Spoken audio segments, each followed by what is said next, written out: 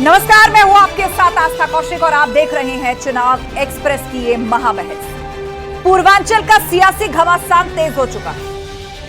27 सीटों के निर्णायक मुकाबले के लिए सियासी मैदान में मुकाबला तीखा नजर आ रहा है। एक तरफ मिशन 80 पार पर निकले अमित शाह ने राहुल अखिलेश पर तीखे वार किए, तो वहीं अखिलेश यादव भी पलटवार करते हुए नजर आए। अब आंकड़ों का खेल शुरू हो चुका है। अमित शाह ने दावा किया कि बीजेपी 5 चरण में 310 सीटों को अब तक जीत चुकी है, तो अखिलेश यादव ने कहा कि बीजेपी 140 पर ही सिमट जाएगी। अब छठे चरण के मतदान से पहले, इन आंकड़ों से पहले, इस बयान युद्ध के मायने क्या हैं और क्या पूर्वांचल का संदेश तय करेगा 2024 का जनादेश? इसी मुद्दे पर आज चुनाव एक्सप्रेस में होगी महाबहस, लेकिन सबसे पहले रिपोर्ट देखिए।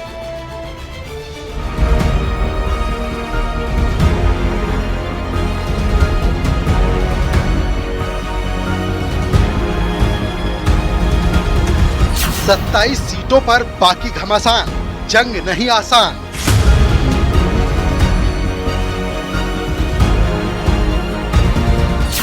नंबर का खेल, कौन पास कौन फेल। 5 चरण में मोदी जी 310 पार कर गए हैं पार। और ये जो इंडिया अलायंस है ना, इंडिया अलायंस, इसका सुपड़ा साफ हो गया। शाह का प्रहार, कांग्रेस 40 भी न पार। जो पाकिस्तान का राग अलापते हैं, भारत के दुश्मनों का महिमा मंडन करते हैं, मैं उनसे कहता हूं वे काई भारत के अंदर बोझा बने हुए हो, जाओ ना वहीं चले जाओ। पूर्वांचल का संदेश, 2024 का जनादेश।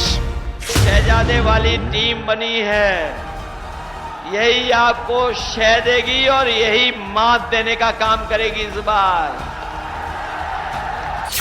छठे चरण का जोर, थम गया प्रचार का शोर।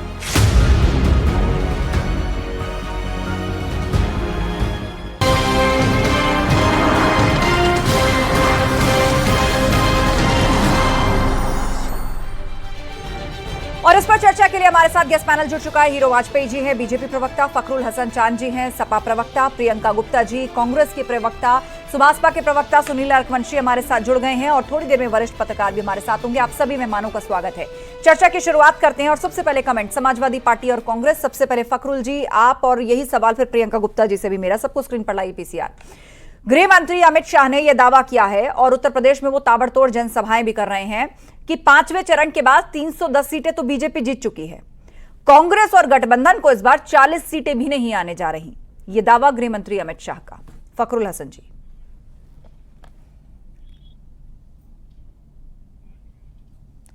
चलिए, उनसे फिलहाल संपर्क नहीं हो पा रहा है। सारे गेस्ट को स्क्रीन पर लेकर आइए पीसीआर। प्रियंका गुप्ता जी, यह सवाल आपसे, उसके बाद फिर फखरुल जी का रुख करेंगे। देखिए, मुझे लगता है कि जिस तरह के बयान निकल कर सामने आ रहे हैं, चाहे वो बायोलॉजिकल का बयान हो जो प्रधानमंत्री नरेंद्र मोदी जी ने दिया है, उसके बाद तो ऐसा लगता है कि बयानों की बाढ़ लगी हुई है। कोई कुछ भी बोल के चला जा रहा है। अपने जो आपने देखा होगा कि किस तरह से भारतीय जनता पार्टी के प्रवक्ता यहां तक बताने पे उतारू हो गए हैं कि भगवान श्री नारायण प्रधानमंत्री नरेंद्र मोदी जी के भक्त हैं। तो मुझे लगता है कि इस तरह की बयानबाजी से बचना चाहिए और मुद्दों की बात करनी चाहिए। पर खैर, मुद्दे हैं क्या भारतीय जनता पार्टी के? भारतीय जनता पार्टी का मुद्दा ये है कि आप अगर इंडिया गठबंधन को वोट देंगे तो आपकी टोटी खुल जाएगी, आपकी भैंस चोरी हो जाएगी, आपका मंगलसूत्र छीन लिया जाएगा। तो इस तरह की बयानबाजी करने से मुझे लगता है कि इस बार जनता वोट नहीं देने वाली। जनता को ये बताना पड़ेगा कि उन्होंने नौकरी के बारे में क्या सोचा है। इस देश के गांव गरीब वाजपेयी जी, आपका जवाब भाजपा का ये कहना है कि मुद्दों की कमी है बीजेपी के पास, काम नहीं है गिनवाने के लिए और इसीलिए ये सारी बातें छेड़ी जा रही, चाहे वो मंगलसूत्र का जिक्र हो या फिर घर घर नल पहुंचाने का जिक्र हो, नल चोरी का जिक्र हो, और या ये आकलन की 5 चरण के बाद भाजपा या एनडीए गठबंधन 310 सीटें जीत चुका है।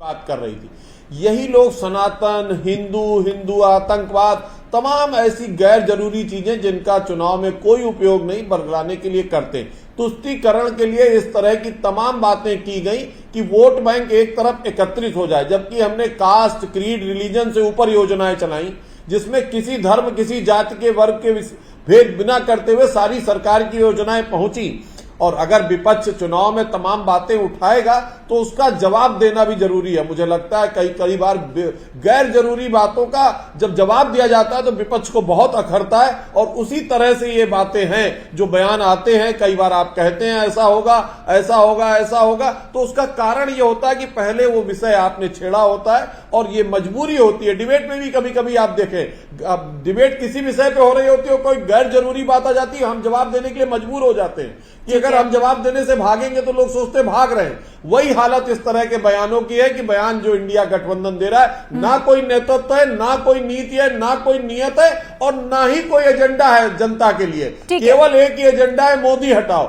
और उसी के आधार पर बयान दिए जाते हैं। और उन बयानों के उपलक्ष्य में हमको कई बार बयानबाजी करनी पड़ती है, जनता को समझाना पड़ता है कि ये कौन लोग हैं और क्या कर सकते हैं। हमारे साथ जुड़ चुके हैं। यही सवाल आपसे, भाजपा के प्रवक्ता का आपने जवाब सुना, और मेरा सवाल यही था कि गृह मंत्री अमित शाह जो पूरी तरीके से अब उत्तर प्रदेश के मैदान में रोजाना जनसभाएं कर रहे हैं, उनके दो दावे हैं। एक तो ये कि कांग्रेस गठबंधन को, यानी आपका जो गठबंधन है, 40 सीटें भी नहीं आएंगी, और 5 चरण के बाद एनडीए ऑलरेडी 310 सीटें पार कर चुका है। देखिए, गृह मंत्री जी तो बयान देते रहते हैं, वो हमें उनका वो भी बयान याद है जब 2022 के विधानसभा चुनाव में गृह मंत्री जी कह के गए थे कि होली और दिवाली में गैस का सिलेंडर मिलेगा, और फिर 15 लाख को उन्होंने जुमला कह दिया था। तो गृह मंत्री जी चुनाव में क्या कहते हैं, चुनाव के बाद क्या कहते हैं, उसमें बड़ा फर्क है, इसलिए हम उनके बयानों पर नहीं जाएंगे। और रहा भारतीय जनता पार्टी के बयानों का सवाल, तो चुनाव आयोग ने भारतीय जनता पार्टी को भी नोटिस दिया है। उनमें भारतीय जनता पार्टी के लिए कौन सी चीज़ें लिखी हैं वो आपको भी पता है, हमें भी पता है। और भारतीय जनता पार्टी केवल मुद्दों से लोगों का ध्यान हटाना चाहती है। हिंदू मुसलमान, मंदिर मस्जिद, मुस्लिम रिजर्वेशन, इन्हीं सब मुद्दों पे तो वो बात कर रहे हैं। वो कहाँ बात कर रहे हैं? हम उनसे पूछ तो रहे हैं कि 10 सालों का आपका रिपोर्ट कार्ड क्या है, बताइए ना। किसने आपको रोका है कि आप अपनी 10 सालों की उपलब्धि ना बताइए? लेकिन आप बताने को तैयार नहीं है। आप जब भी बात करते हैं आपके पास शहजादे होते हैं, मुस्लिम होता है, पाकिस्तान होता है। अरे भाई, देश में चुनाव हो रहा है, जनता के मुद्दे हैं, गरीबी, बेरोजगारी, महंगाई, किसान मजदूर, उन मुद्दों पे आपका क्या कहना है? क्यों नहीं बताते हैं? इसलिए देखिए, हमने वो काम किया जो पिछले इतने साल में नहीं हुआ था। जो तमाम ऐसा तबका था जिसके पास बैंक खाता नहीं था, हमने खाता खोल दिया। हमने किसानों को सम्मान निधि देनी शुरू कर दी। हमारे किसान भाई परेशान होते थे, उनके लिए वो स्थिति पैदा हो जाती थी कि कई बार बहुत असहज स्थिति होती थी। हमने किसान सम्मान निधि देनी, हमने महिलाओं के लिए कार्यक्रम चलाया, हमने उज्ज्वला चलाई, हमने शौचालय दिए, हमने घर दिए, हमने वो हर काम किया जो एक समुचित सरकार को करना चाहिए था। और सिर्फ इसी फ्रंट पे नहीं, हमने उस फ्रंट पे भी किया कि हम जहां पर जीडीपी में पीछे थे वहां बढ़ गए। विश्व में हम 7वें 8वें, कांग्रेस हमें 11वें नंबर पे छोड़ गई थी, आज हम 5वें नंबर पे आए, जल्दी 3रे नंबर पर हो जाएंगे। तो रक्षा क्षेत्र में आप एक इतना बड़ा बजट है हमारा, आज पूरा विश्व मोदी जी को पूछता है, इसलिए क्योंकि हम बहुत शक्तिशाली हुए। यही कांग्रेस की सरकार थी जो कहती जमाबा खरीदने के लिए पैसा नहीं है, जिसने ईरान के तेल के लिए बॉन्ड दे रखे थे, हमने वो कर्जा भी चुकाया और आगे अरबों रुपए के हथियार खरीदे, भारत देश को मजबूत किया। अपने पड़ोस की सीमाओं पर हमारा वो जलवा है कि आज किसी की हिम्मत नहीं कि छू सके, तो हमने वहां पहुंचाया। कांग्रेस बताए ना कि क्या करना है, जवाब ले लेते हैं। कौन इनका प्रधानमंत्री चेहरा है, राहुल गांधी है भी कि नहीं, या अखिलेश यादव है? उत्तर प्रदेश में किन मुद्दों पे लड़ रहे हैं? ये 2 लड़कों की जोड़ी पहले भी लड़ी थी और फेल हुई थी, साइकिल भी टूट गई, हाथ भी टूट गया था। पूर्व में चुनाव का नतीजा देखा जा चुका है, ठीक है, जब सपा कांग्रेस साथ आए थे। प्रियंका जी, उसके बाद फखरुल जी। बोलिए प्रियंका जी। देखिए, जब ये बात करते हैं टोटी की, तो हम बात करते हैं नहरों की। हमने इस देश में नहरें बनाई। ये बात करते हैं बिजली की, हमने बिजली घर बनाए इस देश में। ये बात करते हैं कि हमने जो है भैंस चुराने की, तो हम बताना चाहते हैं कि हम दूध क्रांति लेकर आए। ये बात करते हैं कि हम अकाउंट से पैसा निकाल लेंगे, तो हम बताना चाहते हैं कि हमने बैंकों का राष्ट्रीयकरण किया। ये है कांग्रेस। और कांग्रेस से इस तरह की छोटी उम्मीदें करना, मुझे लगता है कि इस देश की जनता बेहतर समझती है, और भारतीय जनता पार्टी के पास आज मुद्दे नहीं है, ये भी जनता बेहतर समझती है। भारतीय जनता पार्टी बताने में असमर्थ है पिछले 10 सालों में उन्होंने काम क्या किया। वो तो बता रहे हैं ना, वो बता रहे हैं हर घर नल पहुंचाया, हमने घर घर पानी पहुंचाया। आज देश से लगभग ये मुद्दे समाप्त हो चुके हैं कि हमारे घर में जो है बिजली नहीं आती, हमारे घर में पानी नहीं आता। कुछ जगहों को छोड़ दिया जाए जहां प्रयास चल रहे हैं। ज्यादातर बड़े शहरों में आप देखिए कि पहले 10-10 घंटे जो बिजली कटा करती थी, अब वो मुद्दे कहीं किसी के मैनिफेस्टो में नजर नहीं आते, चाहे वो आपका हो चाहे सत्ता पक्ष का हो। वो तो बता रहे हैं कि किस तरह मेडिकल कॉलेजेस, IITs नए खोले गए देश के अंदर, और अब की बार तो बिजली का बिल 0 पर लाने के दावे हैं। देखिए आईआईटी की स्थिति इन्होंने ये बना दी है कि 43% आईआईटी पास बच्चों का प्लेसमेंट नहीं है। दरभंगा का जो एम्स है उसको आज भी जनता ढूंढ रही है। मेडिकल कॉलेज की हालत ये है कि मेडिकल कॉलेज में डॉक्टरों की कमी है और बल्कि अस्पतालों की हालत इतनी बुरी है कि यहाँ के जो हेल्थ मिनिस्टर हैं वो खुद ही बताते रहते हैं अक्सर। तो मुझे लगता है कि हर जो भी जितने भी मुद्दे की बात की जाए उन सब पर फेल पाई जाती है भारतीय जनता पार्टी। आज ट्रेनों की हालत क्या है कि ठूस ठूस के लोग भरे जा रहे हैं उसमें, पर कहीं ना कहीं गरीब आदमी को अवॉइड किया जा रहा है हर जगह। आप देखिए किसानों को फखरुल हसन जी, उसके बाद जवाब हम हीरो वाजपेयी जी से लेंगे इस पर। नहीं कर पाए। देखिए आस्था जी, हमारे मित्र हीरो वाजपेयी जी ने ये नहीं बताया कि वो जो है ऐसी योजना लेके आए जिसमें नौजवान को सेना में भर्ती के बाद 4 साल बाद ही रिटायर कर दिया जाएगा। ये देश की सेना को आप मजबूत कर रहे हैं, ये कैसी मजबूती दे रहे हैं? आपने किसानों की बात की, आपने तो 2022 में किसानों की आय दुगनी करने का वादा किया था, क्या हुआ उस वादे का? आपने महिला सुरक्षा की बात की, आज बलात्कारियों के मुकदमे वापस हो रहे हैं, बलात्कारियों को पैरोल दिया जा रहा है और यौन उत्पीड़न के आरोपियों के टिकट बांटे जा रहे हैं। हम आपसे महिला सुरक्षा पे बात करें तो भारतीय जनता पार्टी की सरकार हर मोर्चे पे फेल है। आपने कहा कि मेडिकल कॉलेज बनाए जा रहे हैं, बिल्डिंग या स्ट्रक्चर खड़ा करना मेडिकल कॉलेज नहीं होता है। उसमें संसाधन होंगे, डॉक्टर होंगे, मरीज होंगे, तब वो मेडिकल कॉलेज होता है। बिल्डिंग खड़े कर देने से मेडिकल कॉलेज नहीं बनते हैं। बहुत से मेडिकल कॉलेज तो आज भी हम जमीनों पे ढूंढ रहे हैं। तो आज नौजवानों के पास क्या कागजों में जारी हो रही है योजनाएं? मुद्दा है अग्निवीर, बड़ा मुद्दा। क्या कागजी खेल हो रहा है ये आरोप है पक्ष का? देखिए, मुझे लगता है कि अगर योजनाएं जारी ना हो रही होती तो 14 की परिणति 17 में फेल हो जाती। 17 में अगर हम जीते तो अगर 17 में हमने काम ना किया होता 19 तक तो हम 19 में फेल हो जाते। ये जनता ही की बातें कर रहे ना कि जनता को सुविधा नहीं मिल रही, जनता चीजें नहीं पा रही, जनता नाराज है। हमने 19 में काम ना किया होता 19 के बाद तो 22 में हम उत्तर प्रदेश में नहीं आते। और जो स्थिति कांग्रेस की है, जो स्थिति सपा की है, वो बेहतर जाने। इनके पास कोई एजेंडा नहीं सिवाय केवल बहुसंख्यकवाद। कांग्रेस के एजेंडे में बहुसंख्यकवाद क्यों है कि बहुसंख्यकवाद को हम हटा देंगे? किसको हटा देंगे? बहुसंख्यक कौन है इस देश में? अपने एजेंडे पे जाए ना, देखे ना कि अपने न्याय पत्र में क्या लिखा है। न्याय पत्र यही है कि 80% हिंदुओं को किनारे कर देंगे। हमारी योजनाएं कास्ट, क्रीड, रिलीजन ऊपर की, हमने 100 के 100 लोगों को क्या किया। अपना न्याय पत्र पढ़ा ही नहीं होगा। कांग्रेस की प्रवक्ता ने अपना न्याय पत्र पढ़ा नहीं होगा। 25.6 पे लिखा है ये। ठीक है प्रियंका जी, आवाज साफ नहीं आ रही है आपकी। को हटा देंगे तो पेट्रोल महंगा, डीजल महंगा, सब कुछ महंगा, उसके बावजूद भी अपनी पीठ थपथपा रहे हैं। इनको जनता से माफी मांगनी चाहिए इतनी महंगाई के लिए कि आज जनता त्राहिमाम हो चुकी है, उसका घर। अरे भाई, आप एक सीट पे सीमित है, माफी तो अब आपको मांगनी पड़ेगी जब 0 हो जाएगी। ये घमंड ठीक नहीं है और ना ही ये इतना जो उत्साह दिखा रहे वो ठीक है। घमंड नहीं है, जनता का निर्णय है। ये कोई हमने बेमानी से थोड़ा जीती है। जनता का निर्णय है कि आपके पास एक सीट बची है, उससे भी आपकी सोनिया गांधी इस्तीफा देके चली गई। तो सर पे उतारना भी जानती है आप जनता। अरे तो अब जनता बहुत जागरूक है, घर घर समाचार पहुंचता है, घर घर टेलीविजन है, डिजिटल समाचार है, अखबार है। अब 50% आबादी भी पढ़ती है, जिसमें आप भी आती हैं। वो जानती है क्या किया हमने और क्या नहीं किया। अरे ठीक है, चलिए आरोप प्रत्यारोप आप दोनों एक दूसरे पर लगातार लगा रहे हैं। हमारे बीच में सुनील वंशी जी भी हैं, प्रवक्ता सुभाषपा, और अतिभान त्रिपाठी जी वरिष्ठ पत्रकार भी ज्वाइन कर चुके हैं। सुनील और वंशी जी, आप जंग पूर्वांचल पर है और पूर्वांचल से बड़ा संदेश निकलता है पूरे उत्तर प्रदेश के लिए भी, और ऐसे भी कहा जाता है कि पूर्वांचल की ज्यादातर सीटों पर जिसने कब्जा जमाया, समझ लीजिए पूरे उत्तर प्रदेश, या फिर एक बड़ी जीत जो है उसको हासिल हो जाती है। तो अब यहां पर आपका गठबंधन एनडीए के साथ है, पूर्व में नहीं था। क्या कमाल आप लोग करके दिखाएंगे? क्योंकि बार बार विपक्षी गठबंधन तो कहता है कि आप लोग जिस एरिया में अपने वर्चस्व का दावा करते हैं वहां की घोसी सीट आप हार गए उपचुनाव में।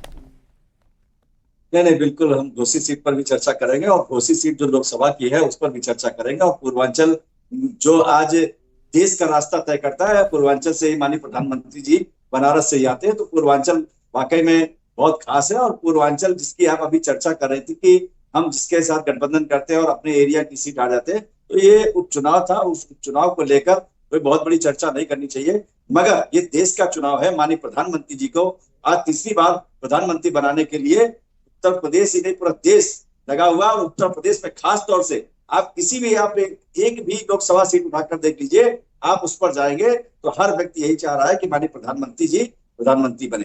रही बात घोसी की, तो घोसी में हमारे डॉक्टर अरविंद राजभर जी छड़ी चुनाव चिन्ह से चुनाव लड़ रहे हैं। और आप इस बार देखिएगा कि 1 लाख से ऊपर मतों से वो चुनाव जीतने वाले हैं। और ये वहां हम लोग नहीं, जनता चुनाव जिता रही है माननीय मोदी जी के नाम पर, माननीय योगी जी के नाम, माननीय ओम प्रकाश राजभर जी के नाम पर। और ठीक रही है। बात गठबंधन में जिसके साथ होते हैं, हमारा असर 2022 में पता है, 2022 में जो समाजवादी पार्टी है उसको खुद पता है, 47 से 125 पर पहुंचाने वाले माननीय राष्ट्रीय अध्यक्ष श्री ओम प्रकाश राजभर जी। तो अब जनता इनके बहकावे में आने वाली नहीं, क्योंकि जब ये मध्य प्रदेश में गठबंधन करते हैं तो यही कांग्रेस के जो दो लड़कों की जोड़ी बताई जा रही है, तो ये कहती है, कांग्रेस समाजवादी पार्टी के राष्ट्रीय अध्यक्ष कहते हैं कि कांग्रेस को वोट मत दीजिएगा, चालू पार्टी है। और आज जब यहाँ पर गठबंधन करते हैं तो कांग्रेस को वोट देने की बात करते हैं। तो आप ठीक है, खुद समझ फखरुल सकते हैं हसन कि जी। जनता खुद समझ सकती है कि किस फखरुल तरीके हसन, से आप वोट मांग के जनता जाएंगे के वहां बीच जनता में के ये बीच। बार बार कोट किया जाएगा, हाँ, कि आप लोग जो हैं वो एक देखिए अवसरवादी हैं, अवसरवादी आस्था जी, हमारे गठबंधन।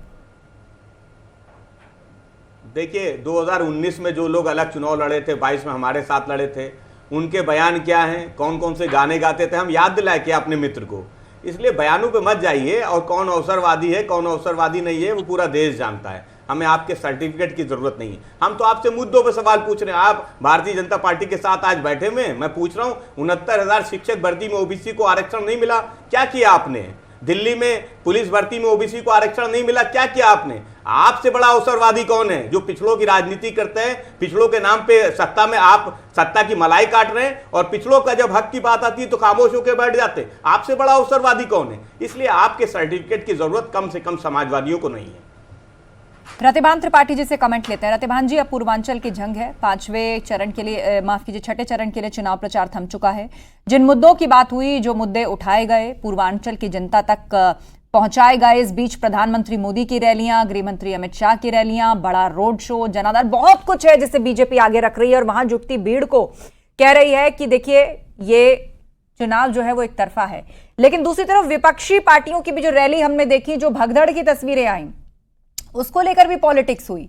भाजपा कहती है कि अनुशासनहीनता है, देख लीजिए इनकी सरकार आएगी तो ऐसे होगा। लेकिन विपक्षी दल कहते हैं कि ये तो जनाधार है, यही भीड़ तो हमारा वोट बैंक है।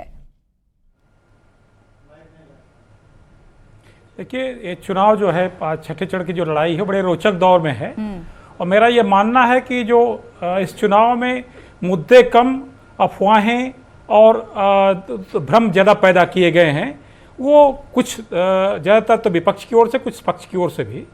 तो ये चुनाव बड़े रोचक मोड़ पर है और लड़ाई बहुत ज़बरदस्त है। ये भारतीय जनता पार्टी ये नहीं कह सकती कि नहीं हम एकदम क्लीन स्वीप कर सकते हैं, और विपक्ष ये भी नहीं दावा कर सकते नहीं हम सारी सीटें जीत रहे हैं या जीत रहे हैं। कुछ हालात अच्छे हैं, लड़ाई अच्छी हो रही है। हाँ, ये मेरा ये मानना है कि बात मुद्दों पर कम हुई है, बात अफवाहों पर ज़्यादा हुई। जैसे इस बात का बड़ी अफवाह उड़ाई गई कि संविधान बदल देंगे, इस बात की अफवाह उड़ाई गई कि हम जो ये ऐसा कर देंगे वो ऐसा कर देंगे। तो ये बातें ठीक नहीं थी। ये सधे हुए मजे हुए राजनीतिक नेताओं के लिए अच्छी बात नहीं कही जाती है। इस चुनाव में कुछ ऐसा ही दिखाया गया कि अफवाहों पर बेस करके किया गया, जबकि मुद्दे कम उठाए गए, लोगों को गुमराह किया गया। ठीक है, ये ठीक नहीं। लेकिन जनता ठीक समझती है और जनता उसी को वोट करेगी जो उचित होगा। ये रिजल्ट 4 जून को बताएगा कि क्या होने वाला है। लेकिन मुझे लगता है कि विपक्ष ने इसमें मुद्दे कम उठाए, अफवाहें ज्यादा उड़ाई, और पक्ष ने इसीलिए, सत्ता पक्ष ने अपने पिच पर खींचना चाहा, सांप्रदायिकता वाली पिच पर खींचना चाहा, क्योंकि विपक्ष ने अवसर दिया। जब वोट जिहाद की बात की जाती है तो ये विपक्ष का अवसर देना हुआ उस पार्टी को जो उस पर अपनी पिच पर अच्छा खेल सकती है। तो जब इन्होंने विपक्ष ने अवसर दिया तो फिर वो अपनी पिच पर खेल गए, तो उसका लाभ भी हो सकता है वो लोग ले जाएं। पर मुझे लगता है कि भारतीय समाजवादी पार्टी और कांग्रेस ने ठीक से मुद्दों पर चुनाव नहीं लड़ा। देखिए समाजवादी पार्टी ने अग्निवीर का मुद्दा उठाया, हमने गरीबी का मुद्दा उठाया, पेपर लीक का मुद्दा उठाया, बेरोजगारी का मुद्दा उठाया। जिन मुद्दों को समाजवादी पार्टी ने उठाया वही मुद्दे आज चुनाव में है। महंगाई है, बेरोजगारी है। और जहां तक अफवाहों की बात है तो लल्लू सिंह समाजवादी पार्टी के सांसद नहीं है, भारतीय जनता पार्टी का कोई नया नवेला नेता भी नहीं है। लल्लू सिंह एक पुराना नाम है भारतीय जनता पार्टी में। अगर वो खड़े होकर इस बात को कहते हैं कि हमें 2/3 बहुमत चाहिए, हम सरकार तो बना रहे हैं लेकिन हमें 2/3 बहुमत चाहिए संविधान को बदलने के लिए, तो ये एक समाजवादी पार्टी या कांग्रेस ने नहीं कहा है, ये भारतीय जनता पार्टी के एक सांसद ने कहा है, किसी आम कार्यकर्ता ने नहीं कहा है। इसलिए ये जो अफवाह की बात है कि समाजवादी पार्टी है, विपक्ष ने अफवाह फैलाई, तो अफवाह नहीं है। हमने तो देखा था कि नोटबंदी भी रातों रात हो गई थी। हमने ये भी देखा है कि पिछड़ों को उनका जो हक शिक्षक भर्ती में मिलना चाहिए तो वो नहीं मिला। तो आरक्षण में जो व्यवस्था जो दी हुई, जो संविधान में व्यवस्था दी है आरक्षण की, वो नहीं मिली। तो हम इसलिए लगातार इस बात को कह रहे हैं कि भारतीय जनता पार्टी आएगी तो इस देश के संविधान और लोकतंत्र को कमजोर करने का काम करेगी। समाजवादी पार्टी, इंडिया गठबंधन ने मुद्दों को उठाया है, हम मुद्दों पर ही चुनाव लड़ रहे हैं और हम मुद्दों की ही बात कर रहे हैं। मुद्दों से कौन भटका रहा है? हीरो वाजपेयी जी, आप भी कह रहे हैं आप मुद्दे उठा रहे हैं, विपक्षी गठबंधन कह रहे हैं मुद्दे उठा रहे हैं, कौन यही बात हम कह रहे हैं। जिस आरक्षण की बात ये कर रहे हैं, जिस आरक्षण की बात ये कह रहे हैं, वही आरक्षण अल्पसंख्यकों को देने की तैयारी कर रही कांग्रेस। इसीलिए कहा कि बहुसंख्यकवाद हटा देंगे, मुसलमानों को भी आरक्षण दे देंगे। यही बात भारतीय जनता पार्टी बता रही है कि जो बात ये हम पर रख रहे हैं कि आरक्षण हटा देंगे, आरक्षण में जो घालपेल करने की तैयारी है वो कांग्रेस और समाजवादी पार्टी की तैयारी है। वो एक बैंक को तुष्टीकरण करने के लिए आरक्षण केवल और केवल आरक्षण का बंटवारा मुसलमानों के बीच में भी करने की तैयारी है। उसी के लिए भारतीय जनता पार्टी ने बात उठाई है। उसी घबराहट के एसटी हसन ने भी बयान दिया है कि संविधान में ऐसे प्रोविजन किए जाने चाहिए ताकि मुसलमानों को आरक्षण मिले। इस पर जवाब हम लेंगे फखरुल और हम पीओके को मिला देंगे, जो काम बरसों नहीं हुआ वो हम करके देंगे। आस्था जी, मध्य प्रदेश में हमारे मित्र की सरकार है भारतीय जनता पार्टी की। वहां ओबीसी कोटे में जो मुस्लिम जातियां हैं, चाहे धोबी हो या दूसरी जाति हो, उनको आरक्षण मिलता है। ये समाजवादी पार्टी की सरकार तो नहीं है मध्य प्रदेश में, कांग्रेस की सरकार तो नहीं है मध्य प्रदेश में। तो देखिए, भारतीय जनता पार्टी के पास मुद्दे नहीं है, ये केवल गुमराह कर सकते हैं। आप मुझे इस पर जवाब दीजिए फखरुल जी, आप मुझे इस पर जवाब दीजिए। एसटी हसन साहब, वैसे तो वो चुनाव नहीं लड़ रहे, लेकिन आपके वरिष्ठ लीडर हैं, जाने माने नेता हैं। उनका बयान है कि INDIA गठबंधन की सरकार आ रही है और मुसलमानों को संविधान में ये प्रोविजन करके आरक्षण देना चाहिए। तो इसको सपा का स्टैंड माना जाए? देखिए आस्था जी, जो व्यवस्था संविधान में दी है, जो आरक्षण भारतीय जनता पार्टी की मध्य प्रदेश की सरकार दे रही है मुसलमानों को, वो आरक्षण अगर देश में भी दिया जाएगा तो समाजवादी पार्टी समझती इस पे किसी को अब आपत्ति नहीं है। और अगर भाजपा को आपत्ति है तो मध्य प्रदेश में क्यों आप आरक्षण दे रहे हैं? तो सवाल यह है कि मुद्दा वो नहीं है जो एसटी हसन साहब भी कह रहे हो या दूसरे लोग कह रहे हो। मुद्दा अग्निवीर का है, बेरोजगारी का है, पेपर लीक का है, महंगाई का है, और हम उन मुद्दों को उठा रहे हैं, उन्हीं मुद्दों पे वोट मांग रहे हैं। जनता का समर्थन समाजवादी पार्टी को मिल रहा है। जो भीड़ आ रही है वो बेरोजगारों की है। वो कह रहे हैं कि आरक्षण और या मुसलमानों को दिया जाना चाहिए, नहीं, ये मुद्दा नहीं है। मुद्दे महंगाई है, बेरोजगारी है। में विपक्ष की बहुत आवश्यकता है और एक अच्छा विपक्ष होना चाहिए। लेकिन मुसलमान में जो जातियां आती हैं वो यहां भी पा रही हैं। कई मुसलमान लोग दलित जो रिजर्व सीट है उससे चुनाव लड़ चुके हैं। तो ऐसा नहीं है कि ये गलत, लेकिन एक पूरी व्यवस्था को, संविधान को चेंज करके उस आरक्षण में से एक बड़ा चंक निकाल के मुसलमानों को देना, ये गलत है और ऐसा नहीं होना चाहिए। यही भारतीय जनता पार्टी कह रही है कि इंडी गठबंधन केवल एक वोट बैंक को तुष्टीकरण करने के लिए इस तरह का बड़ा बदलाव संविधान में करना चाहता है। हम ऐसा नहीं होने देंगे। जो उसमें आते हैं, जो उसके घेरे में आते हैं, जो संविधान के घेरे में आते हैं, जो आरक्षण घेरे में आते हैं, उन्हें मिल रहा है, उन्हें मिलना चाहिए। ठीक है, फखरुल हसन जी। देखिए हम तो उसी आरक्षण की व्यवस्था की बात कर रहे हैं जो संविधान में कोई बदलाव नहीं होने देंगे, कोई दल कर नहीं सकता, क्योंकि देश में नहीं कहीं नहीं कोई बदलाव होने जा रहा है। ये अफवाह मत फैलाइए हीरो वाजपेयी जी, अफवाह मत फैलाइए। कहीं कोई संशोधन नहीं होने जा रहा। जो व्यवस्था संविधान में दी है, हमें 2/3 बहुमत नहीं चाहिए भाई, हमें 2/3 बहुमत नहीं चाहिए, हमें बहुमत चाहिए, हमें बहुमत चाहिए। इंडिया गठबंधन को बहुमत चाहिए। हमें संविधान में कोई संशोधन नहीं करना है, हमें आरक्षण में कोई संशोधन नहीं करना है। जो व्यवस्था चली आ रही है, जो बाबा साहब के संविधान में, वही व्यवस्था करना है। हम तो कह रहे हैं इंडिया गठबंधन आरक्षण में कोई संशोधन नहीं करना, संविधान में कोई संशोधन नहीं करना। हम जीत रहे हैं, हमें जीतने दीजिए 400 सीट। अरे भाई, आपको बेहतर सरकार कौन आरक्षण में समझौता कर रहा है? कहां समझौता हो रहा है? समझौता कहां हो रहा है? आप अपनी मध्य प्रदेश की सरकार की आंकड़े उठाइए, यही बात करते हैं आप। ठीक है, प्रियंका गुप्ता जी, ओबीसी के आरक्षण को मुस्लिमों को दे दिया जाएगा। इस बहस की शुरुआत ही कर्नाटक मॉडल से हुई, कर्नाटक से हुई, वहीं से ये बात शुरू हुई। लेकिन अब आप देख रहे हैं ये उत्तर प्रदेश की राजनीति में एंट्री कर चुकी है और चुनावी जनसभाओं से इस बात को मंच से पहुंचाया जा रहा है। गृह मंत्री भी इस बात को कह रहे हैं, प्रधानमंत्री भी इस बात को कह रहे हैं और समाजवादी पार्टी के एक सीनियर लीडर भी कह रहे हैं इस बात को। एसटी हसन, देखिए, प्रधानमंत्री जी ने अभी रिसेंट में अपना साक्षात्कार दिया, उसमें ये भी कहा कि वो मुस्लिम जाति की कुछ जो जाति हैं स्पेसिफिकली उनको जो है ओबीसी में ला रहे हैं। तो जब प्रधानमंत्री जी ये बात कहते हैं तब उनके ऊपर कोई आरोप नहीं लगता।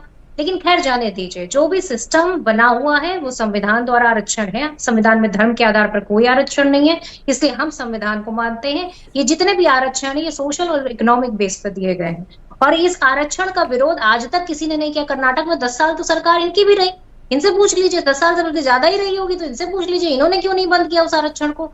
हकीकत ये है कि भारतीय जनता पार्टी के खाने के दांत कुछ और दिखाने के दांत कुछ और। कभी ये कहते हैं कि हम ईद मनाते थे, कभी कहते हैं हम ताजिया के नीचे से जाते थे, और कभी कहने लगते हैं कि आपकी संपत्ति छीन के किसी को दे दी जाएगी। तो हकीकत ये भारतीय जनता पार्टी सिर्फ एक तरह की जुमलेबाजी कर रही है, अफवाह फैला रही है। और हमारा मैनिफेस्टो, सभी पढ़े लिखे लोग हैं तो मैनिफेस्टो उठा के पढ़ लें अगर ऐसा कुछ लिखा है तो।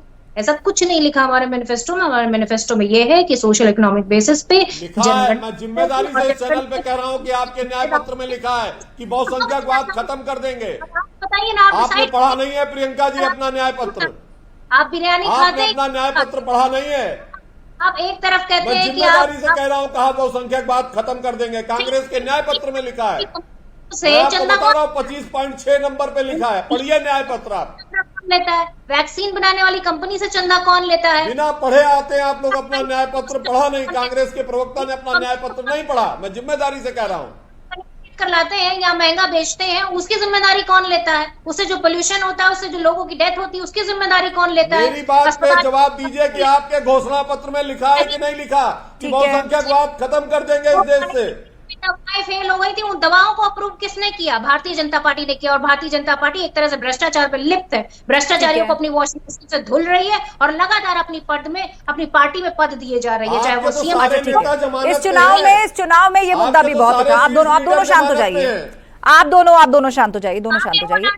ठीक है प्रियंका जी प्लीज, आपने बात की। अच्छा एक सेकंड, मेरा सवाल हीरो वाजपेयी जी आपसे, इस चुनाव में ये भी बहुत मुद्दा उठा कि जो लोग पार्टी छोड़ करके बीजेपी एनडीए गठबंधन में आए, उसके लिए विपक्षी दलों की तरफ से यह हमला किया गया कि जिन लोगों पर करप्शन के आरोप थे वो लोग आपकी पार्टी में आए, उसके बाद उन पर कार्रवाइयां रुक गई या उनकी केस फाइल बंद हो गई। अब इस बात को आप क्लैरिफाई करिए। हालांकि इस पर गृह मंत्री और देश के प्रधानमंत्री भी वक्तव्य दे चुके हैं, लेकिन बार बार इस बात को दोहराया जा रहा है। चल रहे हैं वो चलेंगे, और जो कार्रवाई न्यायालय निर्णय करेगा वो उसका पालन करेंगे। न्यायालय के निर्णय का भारतीय जनता पार्टी ऐसे किसी अपराधी, किसी दोषी को बचाने नहीं जा रही। मैं जिम्मेदारी से कह रहा हूं, कानून अपना काम करेगा और जो दोषी पाया जाएगा उसके खिलाफ कठोर दंड मिलेगा। मोदी सरकार में कोई बख्शा नहीं जाएगा। और इस आड़ लेकर कि भारतीय जनता पार्टी में आ गया तो हमें भी छूट दे दीजिए, ऐसा नहीं होगा। जो भारतीय जनता पार्टी में आ गया है, अगर कानून का उल्लंघन किया उसे भी सजा मिलेगी, और जो विपक्षी दल में भ्रष्टाचारी बैठे हैं इनकी पोल भी उजागर होगी और इनको भी कठोर दंड मिलेगा। आप पासपोर्ट कैंसिल क्यों नहीं कर पाए? आज तक उसको देश में नहीं ला पाए। आज आरोप सिद्ध होने के बाद भी ब्रजभूषण का जेल में है क्या? आप बताइए ना। यानी कि घर पर आपने बुलडोजर चलाया क्या? तो कथनी और करनी में अंतर होता है। ये आपका दोहरा चरित्र है जो आज जनता देख रही है, इसीलिए आपको इस तरह के मुद्दे उठाने पड़ रहे हैं जिन मुद्दों का कोई ऐसा दोहरा चरित्र केस की स्टडी पे होता है। उसी एक केस में अरविंद केजरीवाल को जमानत दे दी सुप्रीम कोर्ट ने और हेमंत सोरेन को नहीं दी, क्योंकि केस में अलग अलग फाइंडिंग्स होती है। इसलिए सब केस को एक जैसा मत मिलाइए। साइकिल चोर और हवाई जहाज चोर में अंतर होता है। जवाब चलिए, वैसे चोर ही होता है, चोर ही होता है, और चोरी देश में जुल्म है। चोरी होता है, कानून के खिलाफ है, काम करता है। धारा वही लगती, चाहे साइकिल चोरी करे और चाहे हवाई जहाज चोरी करे। फखरुल हसन जी, देखिए सवाल ये है, हीरो वाजपेयी जी ने ये नहीं बताया कि महाराष्ट्र के वो कौन से भ्रष्टाचारी हैं जिनकी फाइल गायब हो गई, और आपने कोर्ट में क्या कहा कि उनकी फाइल नहीं मिल रही है। किसको बचाना चाहते हैं आप? 85% भ्रष्टाचारी भारतीय जनता पार्टी में शामिल हो गए, उन पे कहीं कोई कार्रवाई नहीं होती, वो एजेंसियों के रडार से गायब हो जाते हैं। और फिर आपने कहा अपराधी, अरे भाई उत्तर प्रदेश में तो आप माफियाओं के समर्थन ले रहे हैं, माफियाओं के समर्थन से चुनाव लड़ रहे हैं। आपके भारतीय जनता पार्टी के विधायक खड़े होकर मंच से कहते हैं कि उत्तर भारत के माफिया ने हमें चंदा दिया, तो हम आपकी किस बात का भरोसा कर ले? जनता तो आप पे भरोसा कर ही नहीं रही है। बेरोजगार हो, किसान हो, आप अपनी बात का भरोसा मत कीजिए। जिनको आज आप माफिया कहते हो, उन्हीं को आप संत कहते थे, उन्हीं को चुनाव लड़ाया आपने। मुख्तार अंसारी आपने चुनाव लड़ाया, अतीक अहमद आपने चुनाव लड़ाए, सारे माफियाओं को आपका जौनपुर में किसका समर्थन लिया है आपने? बनारस में किसका समर्थन? अरे भाई वो तो महाराज जी का डंडा चलाए, सारे अपराधी आप किसका ले रहे हो? आप किसका ले रहे हो? आप भी तो नाम ले लो, आप भी तो नाम ले लो। हमको भारतीय जनता पार्टी जनता के समर्थन से है, किसी अपराधी के समर्थन से नहीं है। अरे भाई क्या नाम लिया है? भारतीय नाम तो जनता लीजिए। पार्टी जनता नाम के से भी डर समर्थन रहे से, क्या? अपराधियों के नाम से भी डर समर्थन रहे से नहीं क्या? है सत्ता में। नाम ले लीजिए। और 4 किसका चुनाव समर्थन जब लिया है? जनता किसी को अरे लगातार नाम ले लीजिए जिताती है, वाजपेयी जी, तो नाम मान लेने लीजिए में कि क्या जन परहेज समर्थन है? उसके साथ है। अरे जौनपुर वाले का नाम ही ले लीजिए। अरे नाम ही ले लीजिए। इतना क्या उनके नाम से किसका परहेज है? किसका समर्थन नाम ले लेंगे। लें? चलिए, नाम आपसे से बात परहेज पे है। बात डरते होंगे, हमें करते बताइए नाम ले किसका लीजिए। नाम ले लें? जौनपुर वाले कौन है जिनका आप समर्थन लिया डरते है? होंगे, मैं नहीं डरता अरे किसी से। क्यों बताइए परहेज ना, कर रहे हैं? नाम नाम किसका लीजिए लेना ना। है? अरे आपसी वाद विवाद में मत अरे भाई पड़िए। कौन है आप? भाई किसको नाम जानना बताइए है? ना। कौन कौन अपराधी आपका आपका समर्थन लिया है? वो तो आप बेहतर इस जानते तरह हैं तो किसका असल विषय समर्थन पीछे लिया रह है। जाएगा। आप दोनों एक आप दूसरे को ट्रोल समर्थन करते आप लेंगे रहेंगे। और नाम हम बताएं। ठीक है। समर्थन आप लेंगे, नाम हम बताएं। चलिए, मैं प्रियंका गुप्ता जी को एक बार फिर से चर्चा में लाना जिसको भी चाहूंगी। जनता में अदालत में समर्थन ठीक है। देना होगा, जो जनभावना देख रहा है, जनभावना भाजपा के पक्ष में, इसलिए जन समर्थन ठीक है, हीरो पार्टी के वाजपेयी साथ जी, है। प्रियंका गुप्ता जी बात छोड़िए करेंगे। अदालत के फैसलों पे भारतीय जनता पार्टी, आप कहां अदालत के फैसले मानते हैं? आपके लिए तो किसान आपकी को- तो परिभाषा ही दूसरी अपराधी की, आपकी तरफ है तो फखरुल जी, अपराधी शांत हो की। जाइए। बोलिए प्रियंका जी, जवाब दीजिए। रोके रहे आप लोग, राम भक्तों में गोली चलवाई आपने अदालत के फैसले से। चलिए ठीक है, ठीक है, बोलने दीजिए छोड़िए। हीरो वाजपेयी जी, बाकी और पैनलिस्ट वो को जो बोलने प्रमुख दीजिए। सचिव थे, प्रियंका वो कौन गुप्ता जी है? बोलिए। उनके बेटे को कहां से चुनाव लड़ा रहे हैं, उनका भी तो नाम ले लीजिए।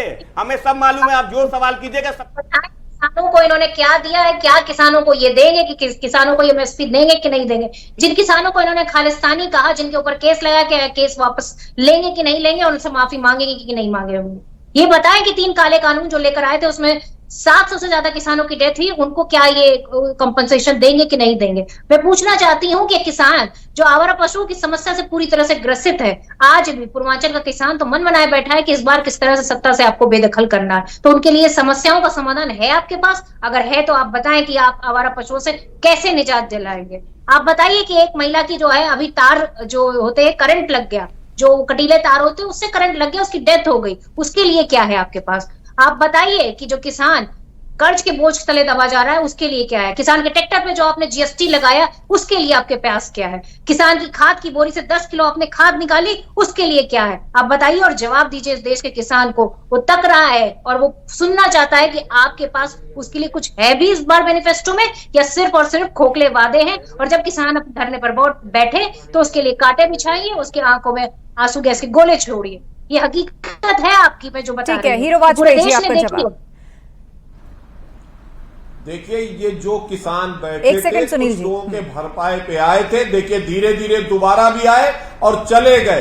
केवल कुछ लोग किसानों के नाम पर अपनी राजनीति को चमकाना चाहते हैं, और जो दल अपना जन समर्थन खो चुके हैं वो उसके पीछे पहुंच जाते हैं। कांग्रेस को कहीं भीड़ मिलती नहीं, कोई आंदोलन वहां पहुंच जाएगी। सपा को भीड़ मिलती नहीं, जो आंदोलन होगा वहां पहुंच जाएगा। आप लोग ऐसे आंदोलन के पीछे छुपकर अपनी घृणित राजनीति करते हैं। ठीक असली है। किसान खेतों पे है, असली किसानों के पास सम्मान निधि पहुंच रही है, असली किसान भारतीय जनता पार्टी को इस बार भी वोट कर रहा है। आपकी जमानतें जब्त होने वाली है। ठीक है, अरे भूल सुनील जी बोलिए बोलिए, उसके बाद फखरुल जी, हाँ बताइए। देखिए दीक्षा जी, उत्तर प्रदेश में कांग्रेस की क्या हालत है, किसी से छुपी नहीं। इतनी आंदोलनकारी पार्टी होती तो कांग्रेस की स्थिति आज अच्छी होती। एक लोकसभा की सीट बची है और 2 विधायक इनके हैं, तो कांग्रेस की स्थिति आपको पता है कि किस तरीके से उत्तर प्रदेश में जो 2022 का चुनाव था, ये जो आज मुद्दे बता रहे हैं, ये मुद्दे 2022 के चुनाव में भी लेकर गए थे, मगर इनको जनता ने पूरी तरीके से नकारने का काम किया। और उत्तर प्रदेश में आज जिस तरीके से अभी आपने देखा होगा कि अखिलेश यादव जी बयान दे रहे कि हम 79 सीटें जीत रहे हैं और 1 सीट हम नहीं जीत पा रहे हैं। वो क्यों? क्योंकि जो अजय राय इनके प्रदेश अध्यक्ष कांग्रेस के लड़ रहे हैं चुनाव में, उनकी तलखी थी अखिलेश यादव से। किस तरीके से अखिलेश यादव पर वो बयान किया करते थे, पता नहीं क्या किस तरीके के बयानबाजी करने का काम किया करते थे, तो वो शायद अखिलेश यादव नहीं भुला पाए। और रही बात स्वास्थ्य की, रही बात कानून व्यवस्था की, तो आज यहाँ पर उत्तर प्रदेश में कानून का राज है। जो अगर कोई भी घटना घटित होती तो उस पर पिछली सरकारों की तरह। ठीक है, आपका संपर्क टूट गया है। जी फखरुल जी, अपनी बात रखिए। ठीक है, फखरुल जी देखिए, हीरो वाजपेयी जी ने कहा कि वो जो असली किसान नहीं थे। भाई अगर असली किसान नहीं थे तो आपने वो काला कानून वापस क्यों ले लिया? नकली किसानों के लिए वापस ले लिया आपने। अगर वो असली किसान नहीं थे जिनको आपने खालिस्तानी पाकिस्तानी आतंकवादी कहा, तो आपने काला कानून क्यों वापस लिया था? नकली किसानों के लिए आपने काला कानून वापस ले लिया। तो देखिए भारतीय जनता पार्टी के मित्र, आप चाहे जितना झूठ बोल लो, आज आप किसान के मुद्दे पे फेल हो, नौजवान के मुद्दे पे फेल हो, महिला के मुद्दे पे फेल हो, आप महंगाई के मुद्दे पे फेल हो, देश की आंतरिक और बाहरी सुरक्षा के मुद्दे पे फेल हो। 2014 में जिन मुद्दों को गिना के आप सत्ता में आए थे, 2024 के चुनाव में उन्हीं मुद्दों पे आप सत्ता के बाहर जाने वाले हो। हीरो वाजपेयी जी, देखिए, मुझे लगता है कि फिर वही ख्याली पुलाव। पिछली बार लोकसभा में बहन जी की मदद से 5 सीटें पा गए थे, इस बार वो भी सीटें जाने वाली हैं। और रही बात कांग्रेस की, हमारे मित्र की, कि एक सीट भी बचाना मुश्किल है, इसलिए इस तरह की अनर्गल बयानबाजी करते। अगर यही मुद्दे हैं तो लगातार भारतीय जनता पार्टी को जन समर्थन क्यों हासिल है? यही मुद्दे हैं तो बड़े बड़े लोग अपनी पार्टी छोड़कर, कांग्रेस छोड़कर, सपा छोड़कर, पुराने कई अधिकारी रिटायर्ड भारतीय जनता पार्टी क्यों ज्वाइन कर रहे हैं? लोगों को पता है एक पार्टी ऐसी है जिसके पास नेतृत्व है, नीति है, नियति है, आगे का विजन है, भारत कैसे शक्ति बने, कैसे विश्व में अपना नाम कमाए, कैसे बढ़े, इसलिए लोग हमसे जुड़ रहे हैं। हो सकता है कि उनमें कुछ लोगों के ऊपर मुकदमे चल रहे हो, लेकिन वो कानून अपना काम करेगा, कानून से बचकर कोई नहीं रहेगा। जो निर्णय न्यायालय का आएगा उसे उस अपराधी को भोगना पड़ेगा, भले ही वो भाजपा में क्यों ना आ चुका हो।